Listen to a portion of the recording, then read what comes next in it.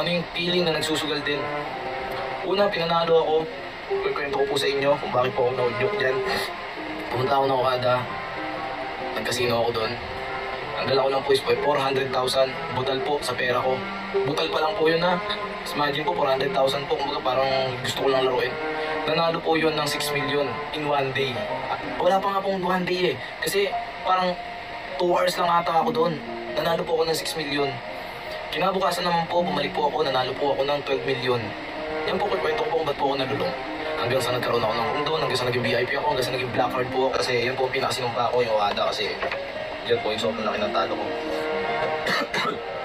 Yan po yung sa Okada po halos nasa 55 million kung subuhin po doon. Sa iba pa, kaya ako po nasabing 69 million po ang data na patalo ko kasi yun po ang alam pong pera ko mga time na yun. Sobrang hirap guys, sobrang hirap po. Dami ko pong pagkakamali, dami ko pong pinagkautangan.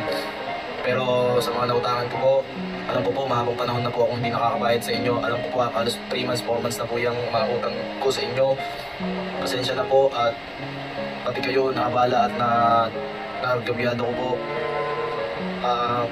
Sana po bigyan niyo po muna ako ng time para maka-grind.